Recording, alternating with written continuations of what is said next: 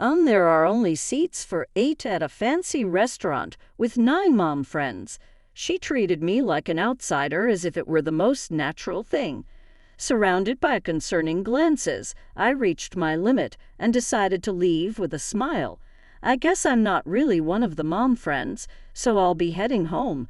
Little did the mom friends know something surprising was about to happen to them. I'm Mary, 42 years old, a mother of 2 with a good relationship with my husband. I had a decent group of mom friends and was living a seemingly perfect life. Recently, a new neighbor moved in near my house. Her name is Emma, and she's 10 years younger than me. It seemed like her first time with child rearing, and she approached us wanting advice. But I was soon shocked by Emma's unbelievable actions. "Hello, you're Mary, right?"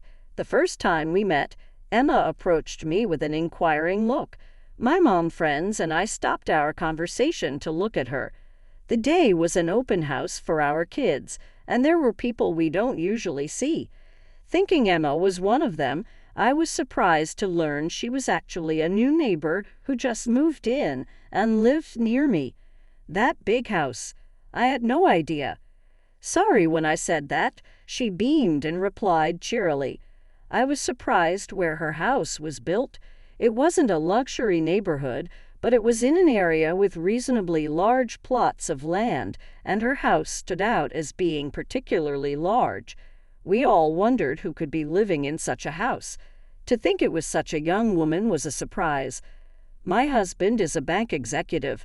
He recently got a promotion, and we bought that house, the big one, Emma boasted.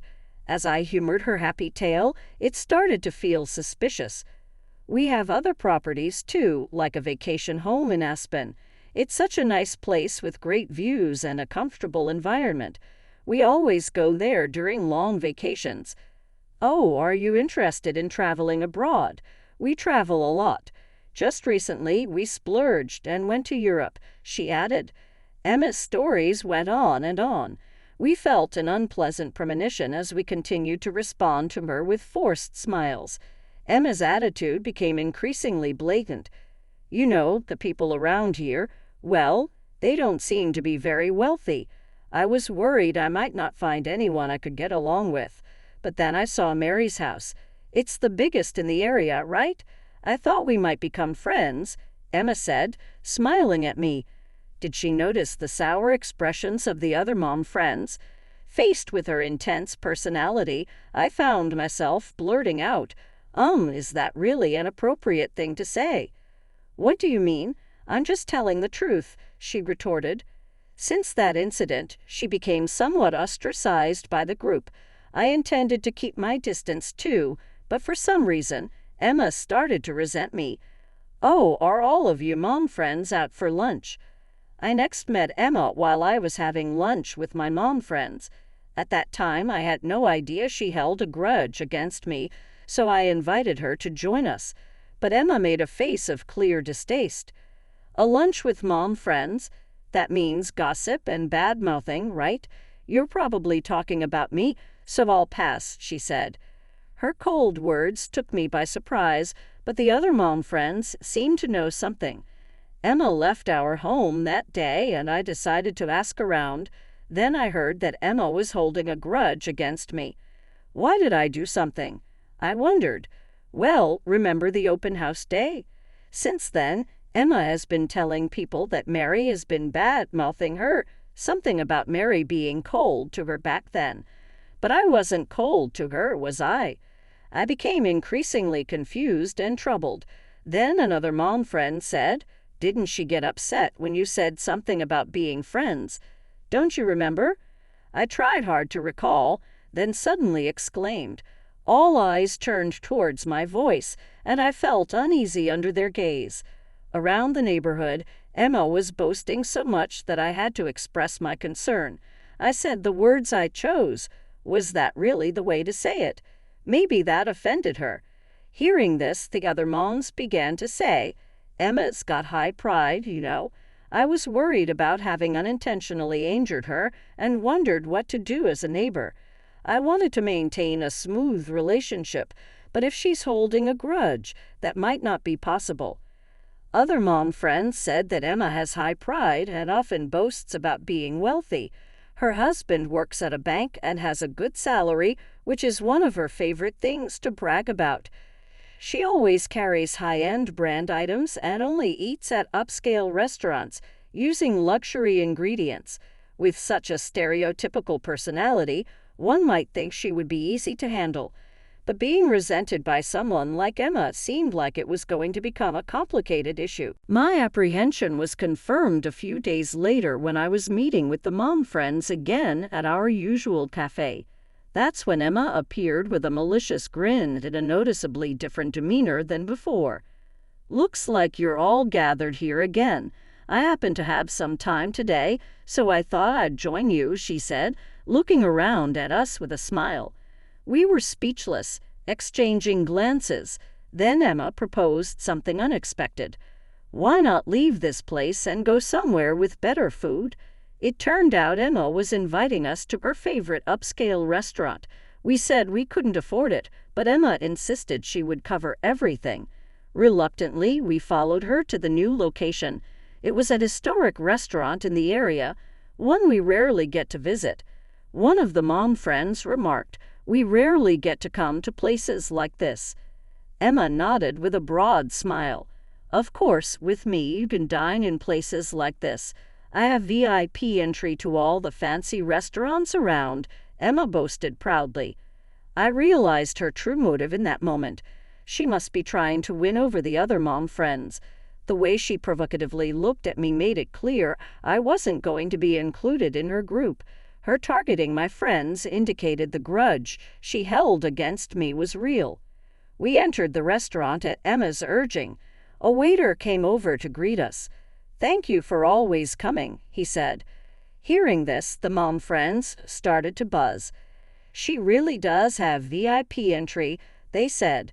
Emma responded with a pleased look, then instructed the waiter, We'll need a table for 8. Hearing her words, the mom friends and I exchanged glances. Aren't there 9 of us?" I asked. Emma turned to me with an exaggerated expression. "It seems like you weren't enjoying yourself, Mary, so I thought maybe you should head home." "Excuse me," I replied, "but if you're not having fun, there's no point in staying, right? Bye." I was stunned by her words. Ruminating over what she said, I realized she deliberately brought everyone to her territory just to exclude me. I always thought Mary was a bit clueless, kind of meddlesome.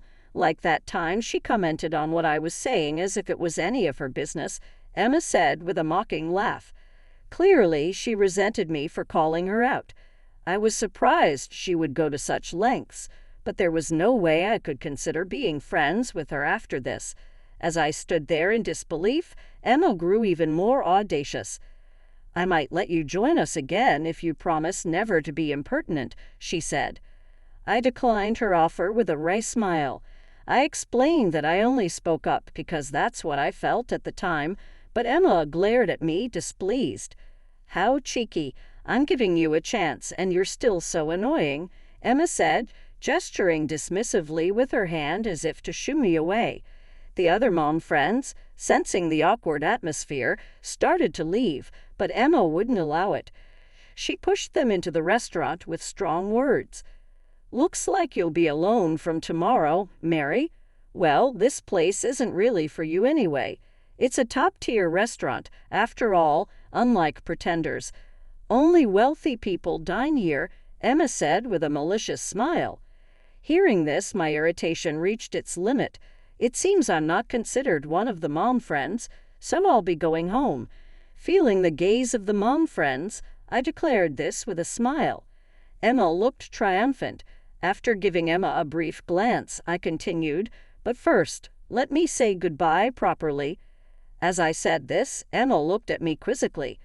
I brushed off her gaze and asked the waiter to call the manager. The waiter, with a surprised look, fetched the manager, an elderly man who soon approached.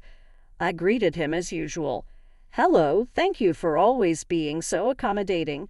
Turning to Emma, I added, "And thank you. How are your children doing?" Emma looked on in shock at this exchange. She quickly interrogated the waiter, demanding to know what was going on, then turned her gaze back to me. Before I could answer, the manager spoke up. "There's no mystery here. Mary is the owner of this restaurant." At these words, Emma looked even more astonished. She glared at me defiantly, and I immediately smiled. "Emma, thank you for always patronizing our restaurant. As the owner, I'm proud you like it so much. I look forward to your continued support." My words left Emma dumbfounded. She probably never imagined her favorite restaurant was owned by me. She must think I have made her lose face, so I'm likely to be disliked by her even more now. But that's okay. Since I'm already resented, a little payback to embarrass Emma shouldn't be a problem. Thinking this, I continued to smile at Emma. Emma glared at me sharply, seemingly at a loss for words as we faced off. The manager looked puzzled, not understanding the situation.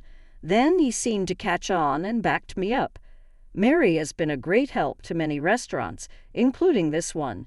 Though it's an old establishment, it once struggled with management. That's why Mary stepped in and revitalized it. We can't thank her enough," the manager said. Emma's disbelief deepened at the manager's words. I thanked him, adding, "It's because this restaurant is wonderful." The manager laughed heartily at this. Emma watched our exchange with frustration. "I'll be leaving now. Oh, and these ladies are my mom friends, so please take care of them." "Certainly, Mary. Please come back with your family. We'll make sure to give you our best service," the manager said. Emma interrupted. "How far will you go to humiliate me, Mary?" The owner, "That's impossible." I reaffirmed, "It's true," but she seemed even more irate. "This is just one of my favorite restaurants, but fine. If this is Mary's place, I'll never come back. There are plenty of other good restaurants, like that French restaurant on the corner." She pointed outside. The restaurant was upscale, too, and I exclaimed, "Huh, that's a restaurant of this manager's brother, so it's also under my management. Actually, most of the upscale restaurants around here are. You could say I'm a consultant in this field." Emma looked at me in astonishment. "Didn't know they were brothers," she said. "It's understandable that you didn't know," I replied. Emma's face twisted in frustration, and finally she started to rant about being ridiculed. "Surely you're just humoring me, manager. You'd better side with me now. My husband works in banking and deals with loans. If you side with this woman, you will never get a loan from the bank again." At Emma's words, the manager looked troubled. I probably had a similar expression as the mom friends tried to intervene. Emma continued to rant and insult me. Then a man in a suit appeared. Seeing him, the color drained from Emma's face. "Well, what are you doing here?" Emma asked, her voice tinged with panic. The manager, the mom friends, and I all turned to look at the man in the suit. He looked serious and was taken aback by the sudden attention. Emma quickly approached and grabbed his arm. "Listen to me, that woman is making fun of me. I don't know if she's some consultant or whatever, but it sounds fishy, right? And that man next to her is in on it too. Don't lend them anything, no matter what they offer." Emma's husband, who was visibly shaken, looked at me and exclaimed in recognition, "Long time no see. How's business been lately?" Emma looked at her husband in shock upon hearing this. Then her husband explained about me, similar to what the manager had just said. Emma's complexion grew worse as she listened. I briefly greeted him, explained the situation, and mentioned that things were getting a bit heated. Emma's husband's eyes widened in surprise. "I'm sorry for any trouble Emma has caused." "Emma, what on earth are you doing? Mary is one of our valued clients. Why would you lend money to someone as dubious as her?" I appealed to her husband, who shook his head. "Banking is about trust," he said. "Don't cause any more trouble. What if you damage the bank's reputation? Besides, Mary is not dubious at all. Most businesses she's involved with are doing well. She even repays her loans with interest within a few months. She's very skilled." Emma, apparently displeased by her husband's praise of me, approached me with a menacing look and raised her hand to slap me. I braced for impact, but her hand never came down. Her husband had stopped her. "What are you trying to do?" "Because of Mary, I'm all alone. She embarrassed me, and now everyone's gossiping about me. Are you okay with that?" I was surprised by Emma's words. I hadn't realized my careless remark had escalated to this. I quickly apologized sincerely. I had no idea my careless words caused such trouble. "I'm truly sorry," I said, but Emma was not in a forgiving mood. She shook off her husband's hand and lunged at me, climbing on top of me and swinging her hands down.